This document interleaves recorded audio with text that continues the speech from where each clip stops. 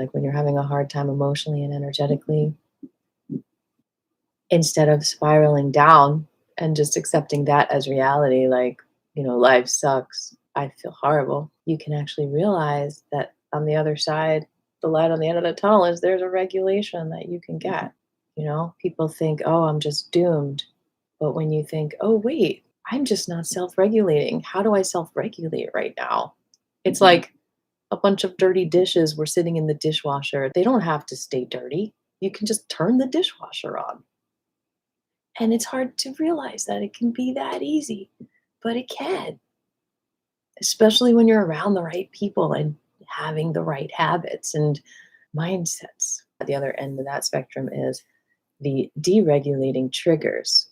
The triggers that deregulate us, that cause us to feel not enough, like we're a burden, like we should be ashamed. And it's so easy to blame other people when we get in that space, especially if somehow we're triggered by them. Because discouraging creativity causes deregulation, and deregulation allows you to be controlled. And some systems want you to be controlled because they think the only way this world can work is if you're controlled. So we're going to do the mudra for creativity, which is clasping your fingers together. The left is on top for women, and the right is on top for men. Part of self-regulating, I truly believe, is recognizing your gifts, your talents, your positive attributes, and harnessing them. Recognizing your gifts, talents, and positive attributes as an anchor, not as a fleeting motion, but anchoring that awareness into you, I think is one of the most valuable self-regulating tools that you have. Owning them, claiming them, expressing them, being them. And I'm not just talking about the things that make you money. If you have an ability to connect with nature, to connect with animals, to connect with children, to connect with people in a way that's special, that's validating, that's deeply aware, that is a gift that you have that not everyone has. One thing that deregulates us is when we see these very gifts as burdens, as a humiliation, as an obstacle, as something to be criticized for. Because that is the very opposite energy of what self-regulating is, which is holding on strong and recognizing that these gifts are essential, special, appreciated, loved, needed, important. Your purpose. See, when we stray from recognizing our purpose in this world, it's so easy to feel not important. It's so easy to feel worthless. But one thing that very much triggers it is grief, especially if the person that you lost or the plant or your fur buddy or job, any kind of severing of a relationship through death can really affect our sense of purpose, especially if that person's life has given you purpose or co-regulated with you to remind you of your purpose.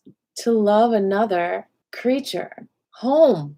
A home has a spirit, the Bodhi. To love is one of the greatest purposes that we all have. And so if that energy dies, part of the grieving process is connecting deeply to your purpose so it doesn't die with that energy. There are certain things, certain conditions in life that make it so much harder to self-regulate, like houselessness. That's why it's so important to have other ways to self-regulate besides having a home. To be so grateful if you have one. To be so grateful for all the things that you have in your life that help you self-regulate. I was houseless once. It's so hard to take care of your basic needs. To shower, to go to the bathroom, to go out in public and not be embarrassed by how you smell or how you look or how you feel. And so I think it's important to recognize this other dimension to it, which is self-regulation and not self-regulating, because that's beyond just, not getting the food you eat and the health habits that you need. It's emotional. So how do you stand out there in the street or in jail, begging for food or whatever? How do you cope with that emotionally? How do you self-regulate emotionally if you're in that situation? I think that's why a lot of addictions happen. Sure, addictions can put you out on the street. I'm sure that happens. But it can also help you cope with being on the street because it's such a painful thing. So you have to find other ways to cope if you're broke, if you're houseless, if you don't have access to certain things that help you self regulate. You're going to have to figure out another way to self regulate. And just acknowledging that is helpful. And I believe you can find it because I believe in God. And when we ask for things specifically, I think they really do come to us. We really get answers if we pay attention, if we listen. There are a few different ways that self regulation helps you love yourself. First of all, you just feel better, you feel healthier.